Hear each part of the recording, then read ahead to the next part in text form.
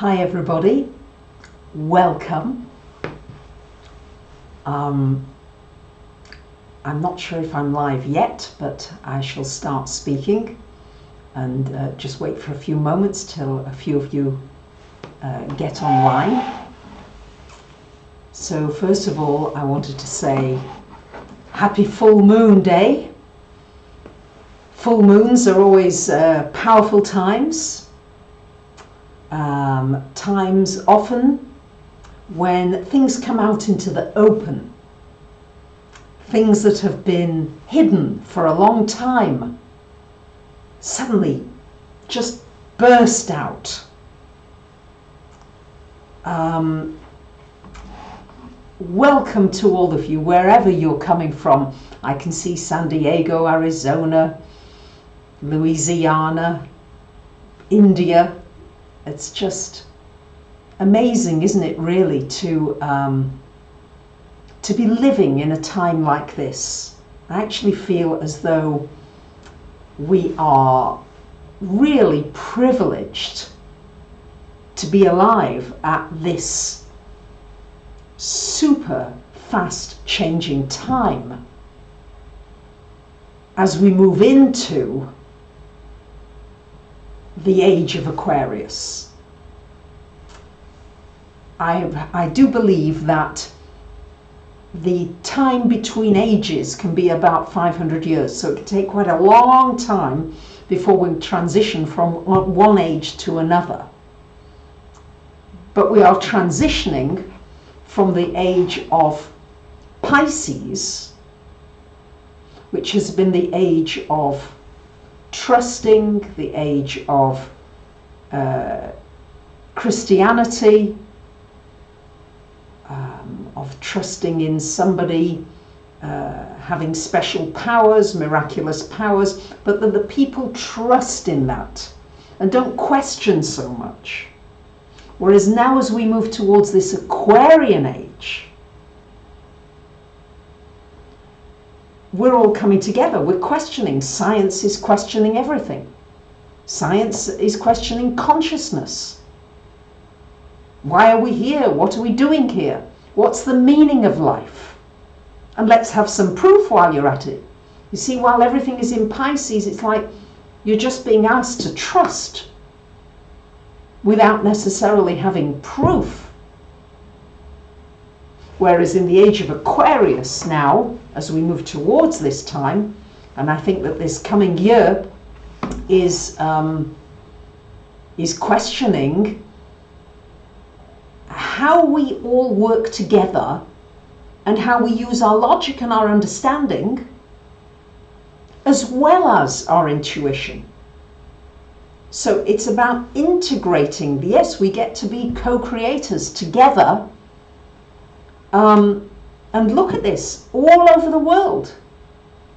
I'm so delighted that you are part of my tribe, that you are joining me today and being with me. It's powerful. I find that the moon moments especially, I love to be with you on full moons and new moons especially, because these are power times.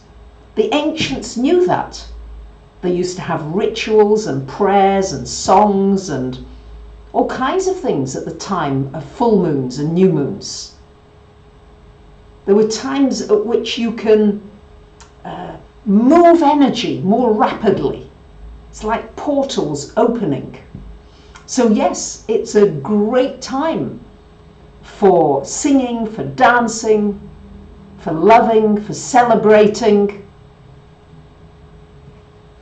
So Aries energy. Aries energy is all about you leading. Aries rules the head. So you lead with your head. When you're born, most of us come out head first. So this is about you now saying, I'm going to take charge of my life. Where do I need to take the initiative? Where am I perhaps not taking initiative? I learn a lot through the game of table tennis. It's a passion of mine and I love it, and it's good exercise. But I learn a lot. You can be a very defensive player. You can return people's attacks and make them quite angry, especially when you keep returning things and they just can't keep attacking all the time and they make a mistake. But really, are you just defending yourself in your life? Are you just acting defensively? Yes? Are you somehow going round boulders, just trying to avoid getting into trouble? And of course, that's natural in one way. But Aries is saying, hey, take a risk. Be bold. Aristotle says, famously said, fortune favours the bold. So where do you need to be brave and stand up and say something or do something? I've never been really happy with my first name, I must be honest. My name Barbara, although I have to say in Greek, it's very much more beautiful, because for me, Varvara, or in French, Barbara. Yeah, it's nice. So in fact, most people in Greece call me Barbaritsa. So that's my name here. But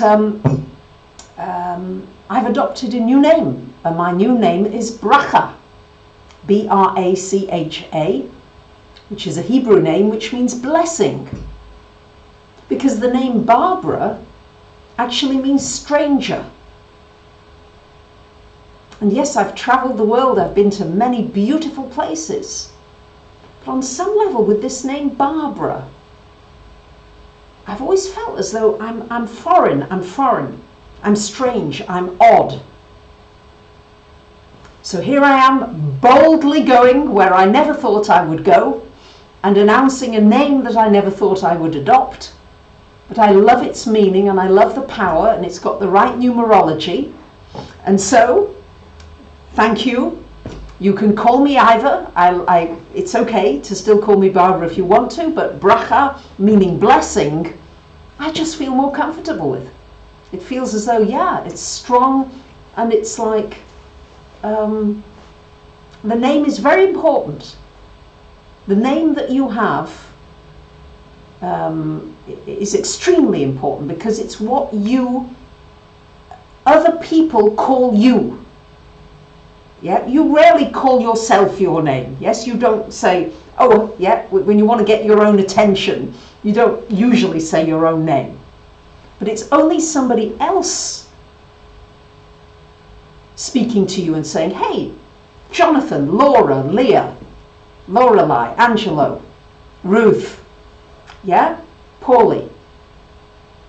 And you hear your name and something is activated within you very deeply. And I was listening to a sage last night explaining that when you faint, and somebody faints or passes out, the people trying to resuscitate you will call your name. Because very often just in the calling of your name, you will come awake again. Something is activated. So if you feel not so happy with your name, some people are thrilled with their names, and that's great. But you can change your name, yeah? It's not fixed, it can be changed. I have to say it's taken a long time, because I don't know, it's taken a long time to come to this. It's okay, yeah? Full moon in Aries, let's do it. Things coming to a head. And a new name also gives you an opportunity for a new identity. Who am I? So, thank you for your feedback about my name. Okay, I'm Barbara the Wild One. Some people will like it, some people won't, that's okay. And as I said, it's okay. I'm sure I'll answer to both for a while, as I've had many years with the name Barbara, Varvara, Barbara, Barbara, all of them. Barbie, Babs, you name it. But there's power in the numerology of your name. Numbers are very powerful. Aries is number 1 in the chart, in the signs. It's the first off the blocks. So where do you need to be first? Yeah, where do you need to just step out? Now Mars is in Libra at the time of this full moon, because Mars is ruler of Aries. Now Mars in Libra is nicey-nicey. It's always very diplomatic. Can I see your side of it? Can I see another side? Can I see another situation? Perhaps delaying an important conversation. So we've also got the Sun in Libra. So Sun in Libra is very Venusian. It's ruling Venus, rules Libra. And the Moon in Aries, Mars rules Aries. So we've got this activation. Thank you, everybody, commenting on this name thing. We've got this activation of Mars and Venus right now. Strong. So this is about integrating the male and female of you. I've taken to wearing dresses and skirts that I've never done in a lifetime, but I'm finding it's fun now. So right to be feminine as well as have a masculine side. It's all right to be more passive. And with Mercury in Scorpio until December the 10th, that's a very long time for Mercury to be in Scorpio. Super long, okay? So Mercury is rules two signs, Gemini and Virgo. It likes to be in the mutable signs. It likes to be able to move quickly. And here it is slugging away in Scorpio, a fixed sign and a water sign. The Mercury doesn't particularly like being in a water sign, and it's not particular at all to be in a fixed sign. So how do you do that? How do you deal with this energy of Mercury in Scorpio? Well, first of all, it's a really great opportunity for some very deep thinking and observation about your life. The things that are difficult, the things that you don't like doing. These are often the things that you most need to do. And Mars in Libra will want to buy time. So the Libra energy will be, yeah, oh, you know, let's just make it nice and da-da-da.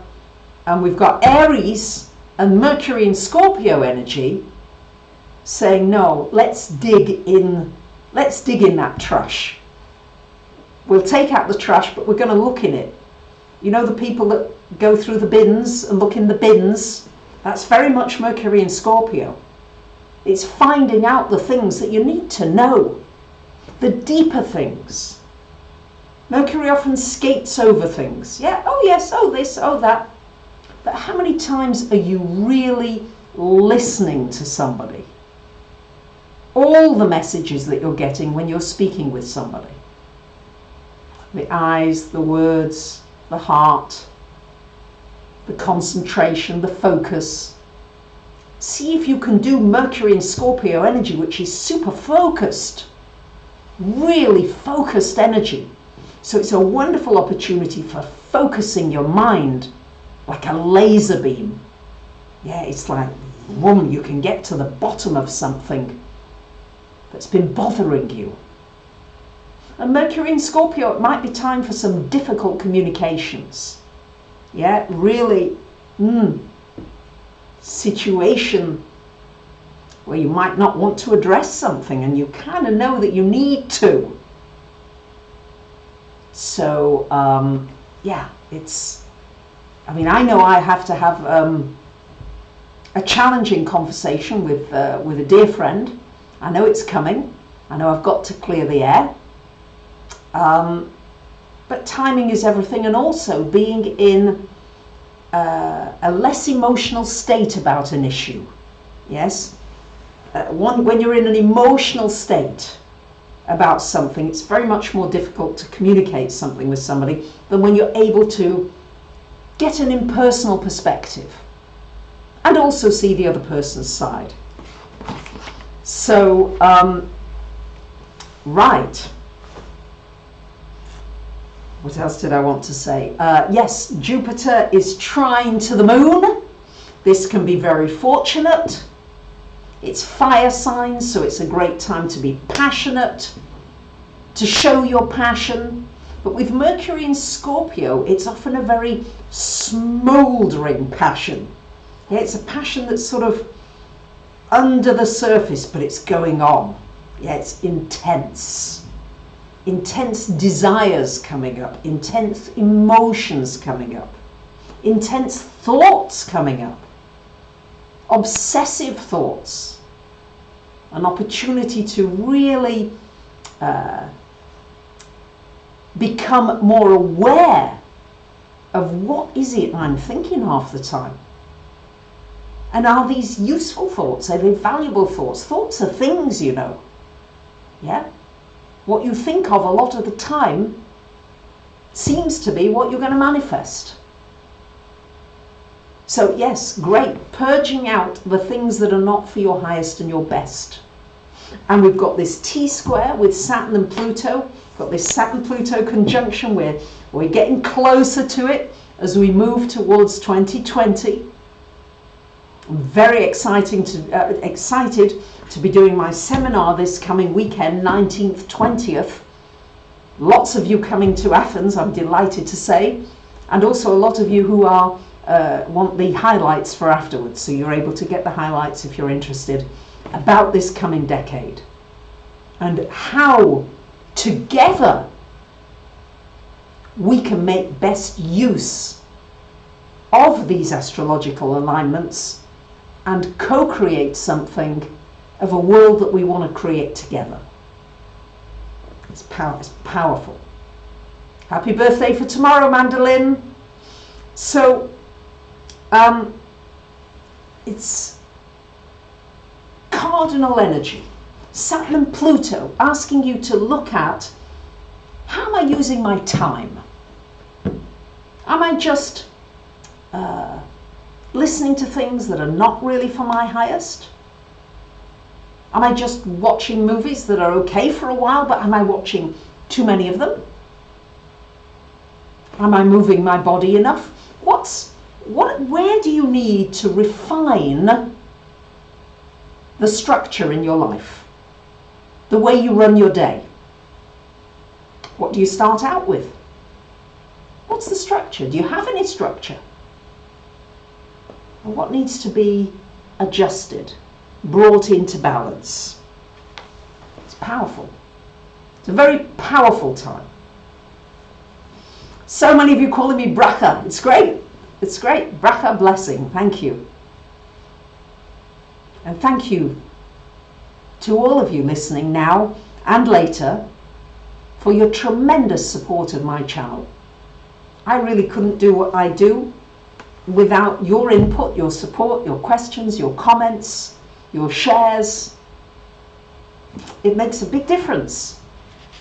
There's always an element of co-creation going on. Whenever I come online and I do videos, I'm always have a prayer inside of me that whatever I'm sharing will be something that can transform, help your life in some way for the better, to bring out your highest potential, your highest good. Age of Aquarius. Aquarius. Now, Aquarius is about community. It's about recognizing and loving our diversity and welcoming the fact that we're different from one another. Loving it. The different colors, the different views, the different cultures, the different languages. It's wonderful. So instead of always judging it, or there's a tendency to judge and to keep out and this separationist, How can we include? And interestingly, Aquarius is ruled by two planets, Saturn and Uranus, two planets. So Saturn is very much the teacher. It rules science, proving things, practical things. And Uranus, the first planet that we cannot see with the naked eye, because Saturn is the last planet that can be seen with the naked eye. Uranus we can't, and Uranus is about the higher mind, higher technology, the point at which singularity, according to Ray Kurzweil and his buddies, is not very far off, maybe 2045, where machines and biology merge. We might not even know the difference between a robot and a human being. Wow, is that really going to be possible? Who knows? Be great to see what your opinions are about that. So we've got this difference between Saturn, the Aquarian energy of being quite grounded and developing boundaries and ways of working together in different communities, and then the Uranian energy, which is about breaking out of all the old paradigms, keeping the ones that are good. Though Saturn keeps the things from the ancestors, where we've come from. It's not about throwing the baby out with the bathwater. It's about keeping the things that are valuable to us and being able to discern the difference, of course, what is valuable. And then, with that, the gems that we have, being willing to break out into something completely new, something completely different, where every single cell, imagine each one of us as a single cell within the human body. Only a few cells have to go astray and you've got cancer. You've got something that turns the whole thing rotten. So it's about moving in unison together in a way that serves the whole. So I think, and we must make this world better. That is the mission. And it's only through inclusion, including everybody, the weird, the wonderful, the wild. In some communities, a woman having short hair like mine is really not acceptable. Yeah? Certain communities, married women have to cover their heads, or even all of their hair. So where can we open up? Where do you need to open up in your life, maybe, to somebody who bugs you or something like that, that is so different from you? And to see that, hey, I can't distinguish between my liver cells and my brain cells. They're different cells, that's for sure, but I need them all. And I need them all to be healthy and well. So Mercury in Scorpio is likely to really dig out. It's a great time to dig out all the things that are toxic, all the things that you know in your life that you really need to change. And then Pluto, Saturn, and the Moon in Aries set a plan and take the action. Do it. Just do it, as Nike would say. So, to me, this is an Aries full moon. Aries always a new beginning, new possibilities. Yes, really being ready to step out, and you create the intention in your life. You say this is the way you're going to go. Absolutely, one door closes and another door opens, but often, I speak for myself here, I'm holding on to that closing door so tightly And I can't see that just by letting that door go, there's a whole new world opening somewhere else. So, time to think about these things. Time to think deeply about the people in your life. Are they nourishing you and you nourishing them? Do you want to take the relationship to a deeper level?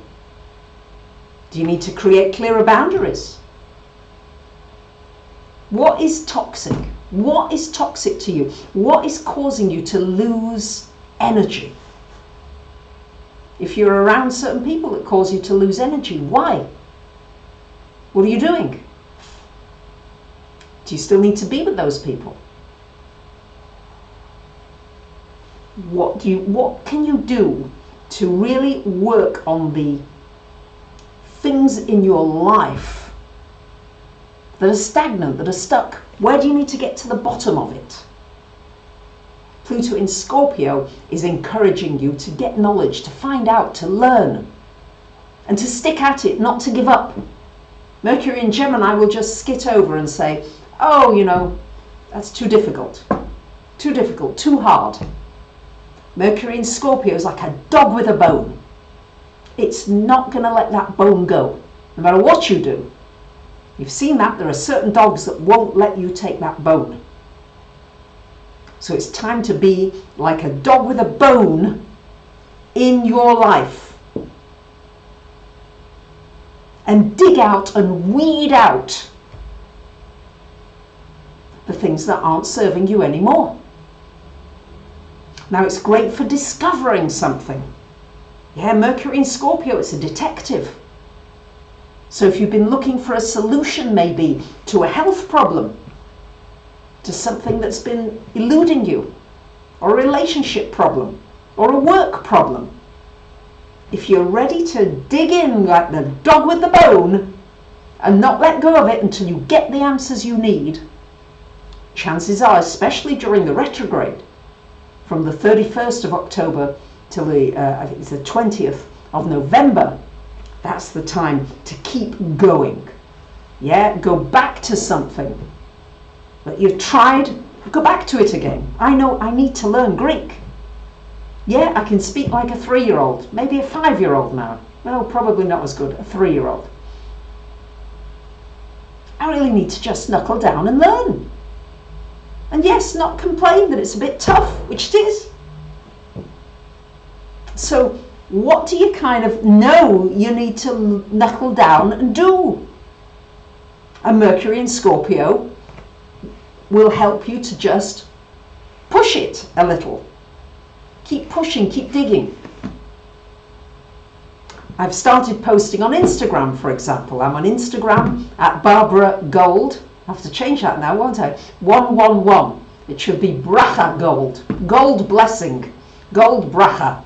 111. But at the moment it's Barbara Gold 111. And I have to say, initially, I was quite disappointed that, I didn't have a big following. Yeah? I mean, it's growing. But hey, keep going. I'm digging in there. I'm going to find a way with short 1-minute videos. What can I say in 1 minute? That's a challenge, isn't it? To say something meaningful in 1 minute, almost every day, about the aspects and how you can use them positively and proactively. So keep pushing, even if it doesn't seem easy. Yeah, Mercury in Scorpio is just about digging. But imagine you're digging for gold. You know you've got treasure to find. And you might have to dig through a lot of dirt and all kinds of creepy crawlies on your way. But eventually it's worth it. Eventually it's worth keeping going. Edison said, can't remember the exact quote, but he failed 1,000 times before getting to his wonderful discovery. So be ready to keep failing, and none of us like that. I hate that. Hate it when I lose at table tennis. Love it when I win. Be honest, let's be honest, we do. But isn't it great when you achieve something that you've pushed for? You know, you've sort of pushed yourself beyond a boundary,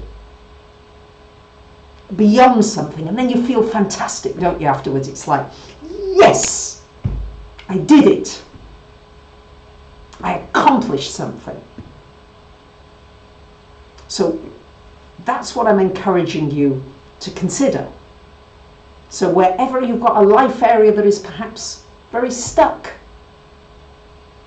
don't get into this thing of, oh, it's too hard, all that stuff. You know, I do it.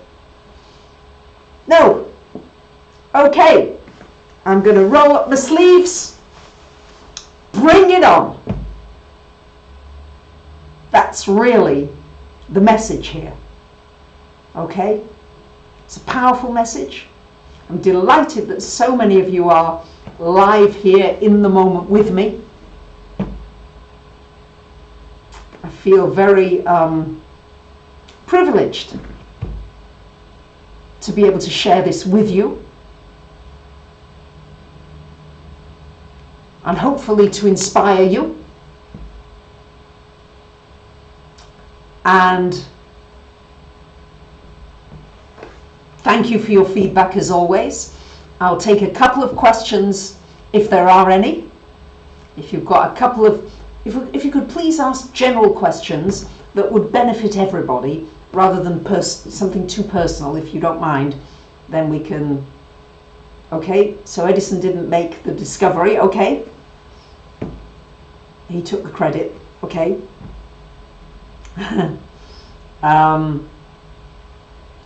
So we're on the cusp of something very exciting, and I'm very grateful to be with you at this very powerful and exciting transition on this planet. I think there's no accident that we're here together, that we're here at this moment. I do feel that things are lining up, so you might want to think, why am I here right now? What does my soul want from today?